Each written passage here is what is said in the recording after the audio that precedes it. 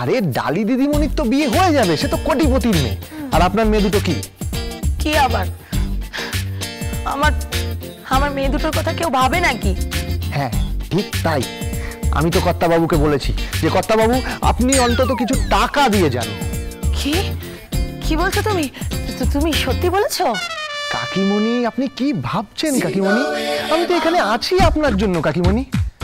কাকিমণি হ্যাঁ আমার না আপনাকে দেখে খুব কষ্ট হচ্ছে কাকিমণি। মামা কেন? এই যে আপনি এত চাপ নিয়ে গ্রাম থেকে এখানে এসেছেন শুধু মেয়েদের জন্য। মায়ের এই আত্মত্যাগের কাহিনী একদিন লেখা থাকবে ঘরে ঘরে। তাই থাকবে? হ্যাঁ সত্যি সত্যি আমার জীবনটা কি পেল? ঠিক ঠিক তাই। কি পেলেন বলুন তো আপনি? কে চিনতে পারলো আপনাকে? না না গোবিন্দ, আমাকে কেউ চিনতেই পারলো না। তাই বলুন, এই যে আপনি এখানে খুঁড়িয়ে খুঁড়িয়ে হাঁটছেন, আপনার নিশ্চয়ই ইউরিক অ্যাসিড বা বাত বেশি। আপনাকে আমি একটা ভালো বাতের ওষুধ বানিয়ে দেব। এ কি বলছো গোবিন্দ? তুমি আমাকে বাতের ওষুধ বানিয়ে দেবে? হ্যাঁ আমি নিজে হাতে বানিয়ে দেব। নিজের হাতে?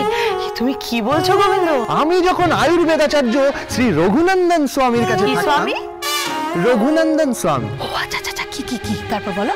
বেনারসের বিখ্যাত পণ্ডিত, তিনি আমাকে নিজে হাতে শিখিয়েছিলেন আর বলেছিলেন, ওরে যখনই পারবি মানুষের সেবা করবি, আর যদি কোনোদিন হাঁটু বা হাড়ে বেদনা দেখি তাহলে সঙ্গে সঙ্গে আয়ুর্বেদিক ওষুধ নিজে হাতে বানিয়ে দিবি। হ্যাঁ গোবিন্দ বলছি তুমি পারবে? হ্যাঁ পারবো, নিশ্চয়ই পারবো কাকিমণি।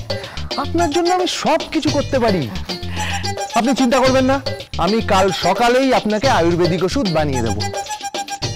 আয়ুর্বেদাচার্য শ্রীর বিশেষ প্রেসক্রিপশন।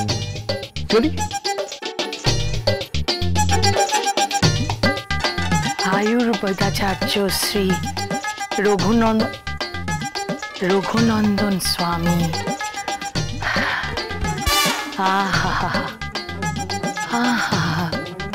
ছেলেটা কত কথা ভাবে, সত্যি বড় ভালো ছেলে। কি নিপা মাসিমণি টুপি দিয়ে চলে গেল? হ্যাঁ হুমা তুমি বুঝতে পারোনি? তুমি ওকে বকতে গেছিলে আর ও তোমাকে আয়ুর্বেদাচার্য দেখিয়ে দিল। হ্যাঁ শ্রী রঘুনন্দন স্বামী, ওই তোমার বাতের ব্যথার ওষুধ বানিয়ে দেবে হাতে করে। হ্যাঁ বললো তো আমাকে বললো তো। ঢব্বার ছেলে, বাজে ছেলে, বাজে ছেলে। ওই ছেলে একদিন সুচয়ে ঢুকে ফাল হয়ে বেরোবে, এই আমি তোমাকে বলে রাখলাম। আমাকে একটা কথা বলতো, তোর কি মনে হয় রে? ও কি করবে বল না। আমার কি মনে হচ্ছে? আমার মনে হচ্ছে ওই ছেলে এই বাড়ির ভাগিদার হবে। ও কোনো মতলবে এই বাড়িতে এসেছে, বড় হাত মারবে। হ্যাঁ হ্যাঁ হ্যাঁ তুমি দেখবে ও নিশ্চয়ই এই বাড়িতে বড় কিছু একটা ঘটাবে, নিশ্চয়ই কিছু একটা ঘটাবে।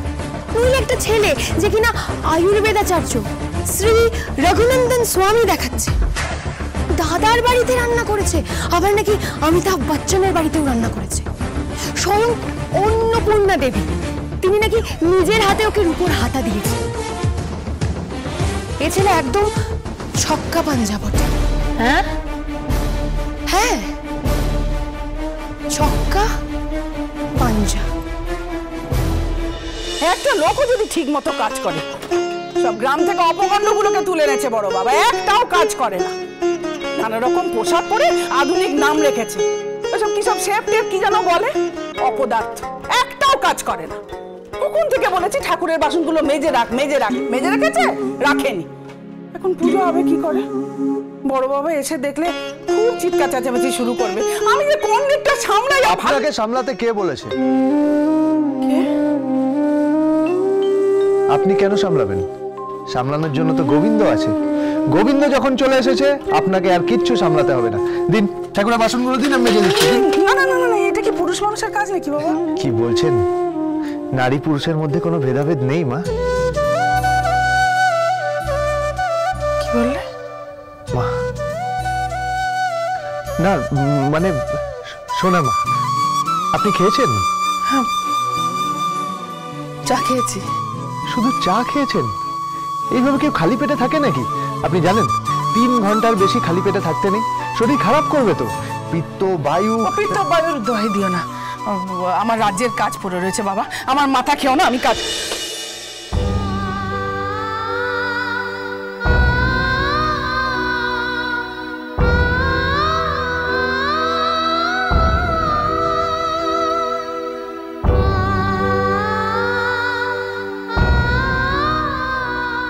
ছেলে বড় হলে মাকে কোনো কাজ করতে দেয়? দিন, এটা দিন আমাকে।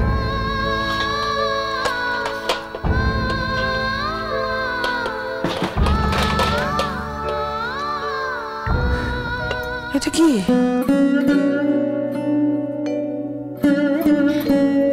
রুটি তরকারি? বাড়িতে সবার ব্রেকফাস্ট করা হয়ে গেছে, শুধু আপনি খাননি। কেন খাননি? আমার অনেক কাজ পড়ে রয়েছে বাবা, এগুলো খাওয়া। আমি যে বাড়ির কাজের লোক।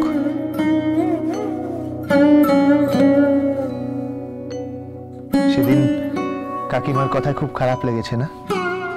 ধরবেন না, এক সংসারে থাকতে গেলে ঘটি বাটি একসাথে থাকলে তো আওয়াজ হবেই। ওসব কথা ধরবেন না।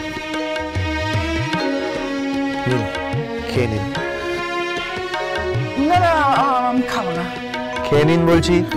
না না, আমার অভ্যেস নেই বাবা, সারা জীবন ধরে দুপুর 3টে-4টের সময় দুপুরের খাবার খাই। সেই জন্যেই শরীর খারাপ করছে, বয়স হচ্ছে। হ্যাঁ, চিকিৎসা শাস্ত্রে বলেছে। তোমার দোহাই, ওই শাস্ত্র আমাকে বুঝিও না, আমি ওসব বুঝি না বাবা। তার চেয়ে বরঞ্চ ভালো খেয়ে নি আমি। হ্যাঁ, এই তো লক্ষ্মী মেয়ে আমার। গোবিন্দ, কখনো মা বলছো, কখনো মেয়ে বলছো, কেন মায়ের বাঁধনে বাঁধছো বলো তো? জানি তো আমরা কাজের লোক, আজ আছি কাল নেই, মাইনে না পোষালে চলে যাব, বেশি মাইনে পেলে অন্য কোথাও চলে যাব। কখনো না, আমি কোনোদিনও যাব না। আপনি যেখানেই থাকবেন সোনামা, আমি সেখানেই আছি। নিন, খেয়ে নিন।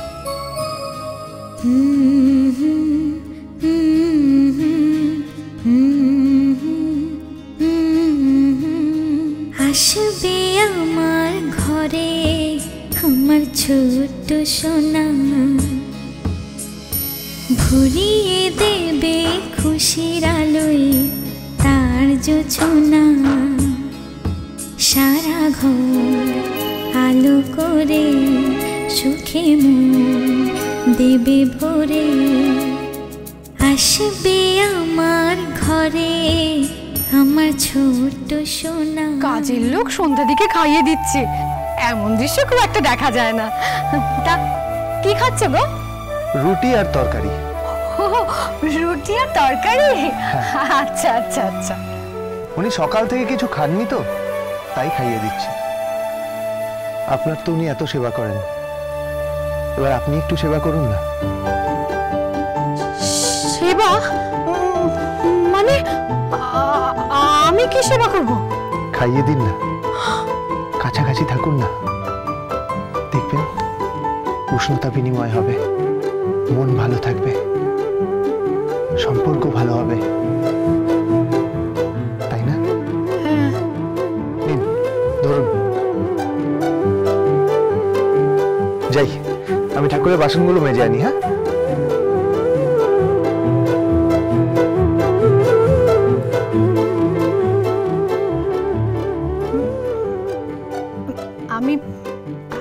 আমি খাইয়ে দিয়ে।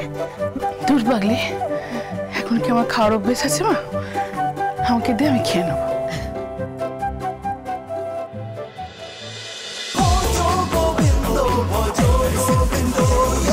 Dance with Portugal Bindo.